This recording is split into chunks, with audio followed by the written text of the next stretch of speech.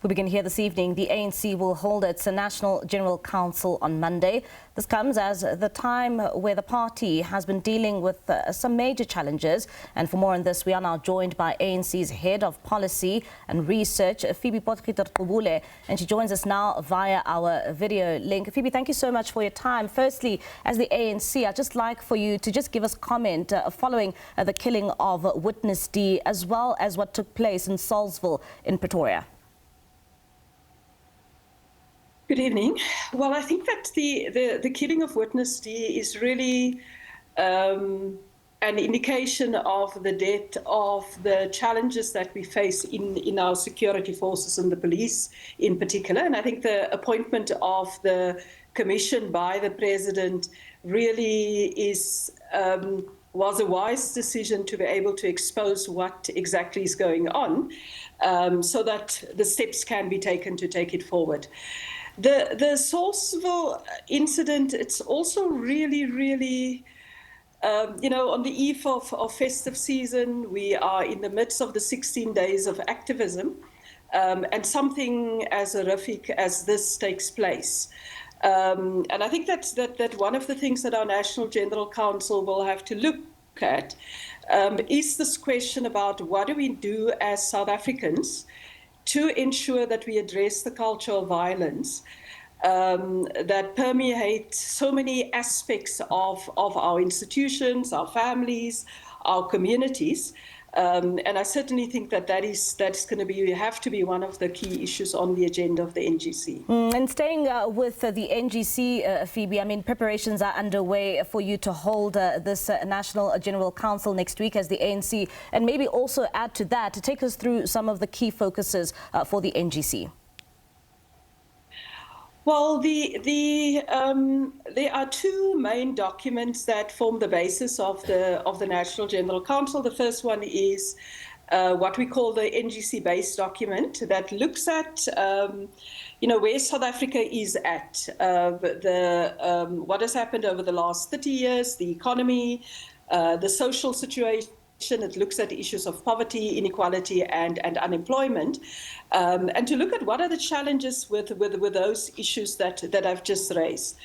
So that's the one document, and that has been discussed across the country in branches of the ANC. This last weekend, we had provincial general councils, and all of them have submitted their submissions on the base document, and really trying to understand where we are at as a country, so that we can then map a way forward in terms of what we need to do as part of a government of national unity, a number of provinces where we govern.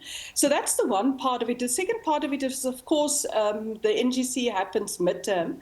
So it's also to give an account about the work that our structures have done on the renewal of the ANC, the integrity of the ANC, and I think that all in all, both those two counts of what's happening in the country, what's happening in the world, as well as what's happening in the ANC.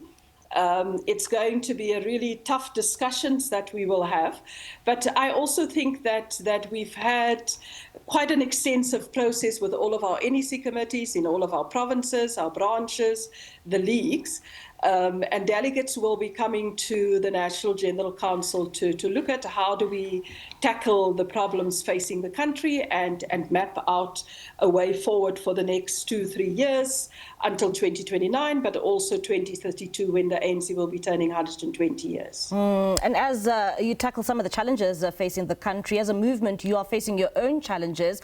Just last year, the party dipped below 50% at the polls. You find yourself in a coalition at national level. And when it comes to the party losing its majority at the polls last year, will this also be an issue that the party revisits, particularly now as we head to the local government elections next year? Absolutely. I mean, there's been discussions about the meaning of the 2024, what we call a strategic setback. But this is the first national gathering of the ANC that will have an opportunity to look at what does it mean and how do we come back from that. because we've been saying for a couple of years now, since I suppose the 2017 conference, but more specifically the 2022 conference, that the ANC faces this existential crisis. And the 2024 elections result have, in a very stark way, brought to the fore that existential crisis. So we really have to battle down and look at how do we get ourselves out of the crisis that we face, but do it in a way that is in the interests of the country, but also drawing on our history. The ANC next year will be 114 years old. We have gone through difficulties in that over a century year. There were periods during the 1930s, the 1960s, when we nearly disappeared. But the ANC had the ability to self-correct and to renew itself in terms of its mission, in terms of its membership, its leadership, and so forth.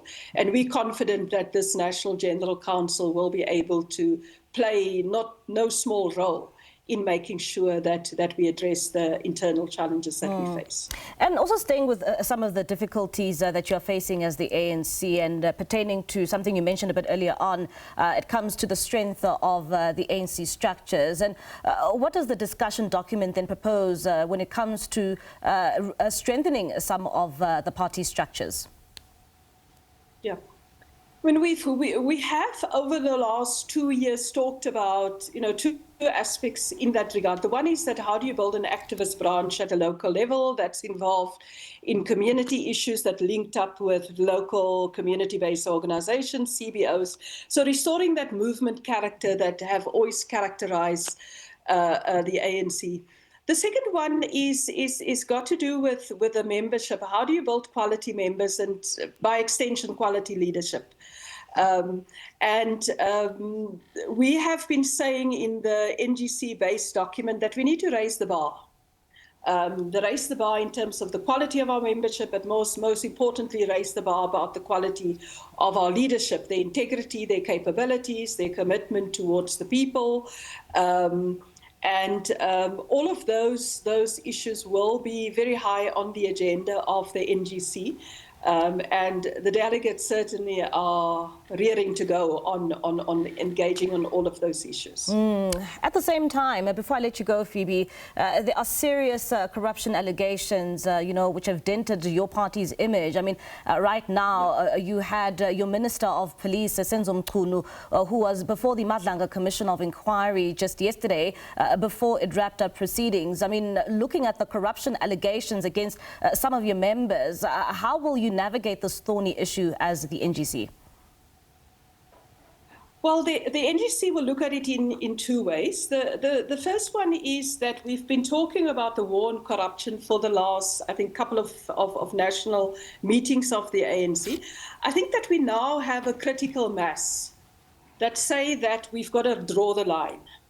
And there are recommendations about strengthening the powers of the Integrity Commission, for example. At the moment, the Integrity Commission, unlike other structures like our disciplinary committee that whose decisions are final, have to present to the NEC and then get their decisions adopted. So NGC will be looking at those issues. We also have, for the first time, a special commission on integrity and the war on corruption at the National General Council. Usually the issue of corruption arises, either in our discussion about transformation of the state, or it arises in the context of organizational renewal. At this NGC, we have a specific commission on integrity, ethics, and discipline. And I think it's a sign that there's a real critical mass in the movement that says that not in our name. That there may be individuals that's involved in corruption, but certainly the African National Congress does not condone corruption, and that we are determined to act against it. All right, Fébé, thank you so much for your time and for that insight. That's ANC's Head of Policy and Research, Fébé Potgieter-Gqubule, just giving us an insight in terms of what we can expect from the ANC as it sits next week for its National General Council.